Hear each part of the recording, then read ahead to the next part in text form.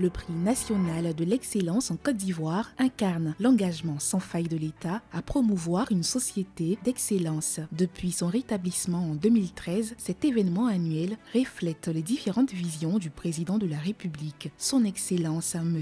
Alassane Ouattara, dans sa volonté de construire une Côte d'Ivoire solidaire. Il met en lumière les réalisations exceptionnelles et les compétences remarquables dans des domaines clés tels que les activités socio-économiques et culturelles. Au cours de la dernière décennie, de nombreux citoyens de tous horizons et de tous âges, ainsi que des organisations publiques et privées, ont été honorés dans le but de promouvoir l'excellence en Côte d'Ivoire. La nouvelle m'a vraiment étonné parce que, en vrai, je suis parti à l'examen au CEP dans l'espoir de rendre mon père fier, de rendre ma famille fière avec une bonne motion, un bon nombre de points.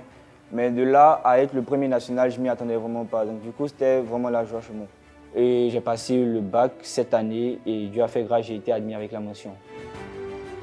La première fois, c'était en 2018.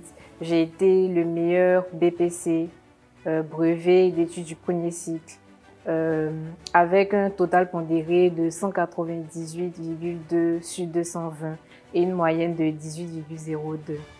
La deuxième fois, c'était au baccalauréat. J'ai été la première au baccalauréat général série C. Je connaissais quelqu'un qui avait déjà eu ce prix, donc ça m'a boosté, ça m'a donné envie de faire comme elle parce que c'était quelqu'un que je considérais comme un modèle. Je suis en ce moment élève en deuxième année de classe préparatoire MP à l'Institut national polytechnique Houphouët-Boigny de Yamoussoukro. Nous avons pas mal d'engagement vis-à-vis de nos planteurs, de nos riverains en termes de RSE. Et quand vous venez, que vous obtenez le prix d'excellence, que vous le recevez avec toute la visibilité, la communication qu'il y a autour des mains du président au cours d'une cérémonie hautement officielle, l'impact il était grand.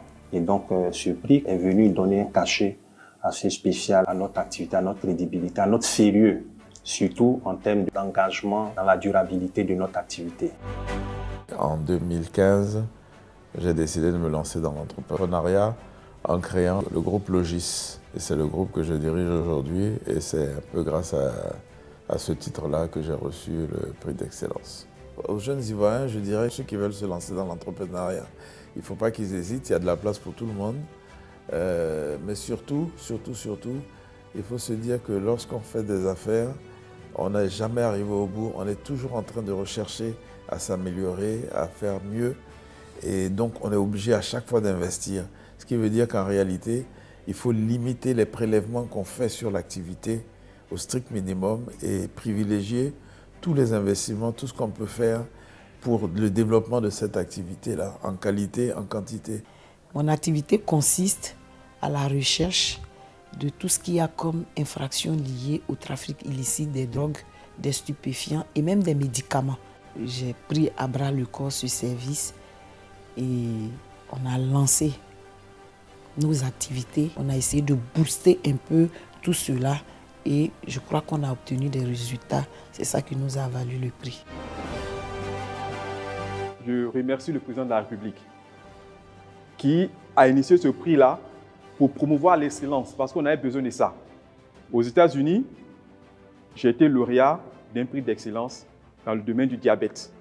Donc, en rentrant en Côte d'Ivoire, c'était pour faire valoir toutes ces compétences-là.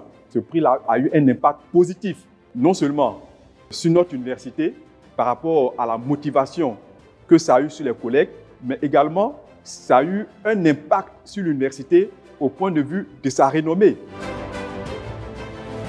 Au total, 651 lauréats représentant une diversité de secteurs et de couches sociales ont été récompensés pour leur réalisation, recevant ainsi les encouragements de la nation pour un montant total de 6 510 millions de francs CFA.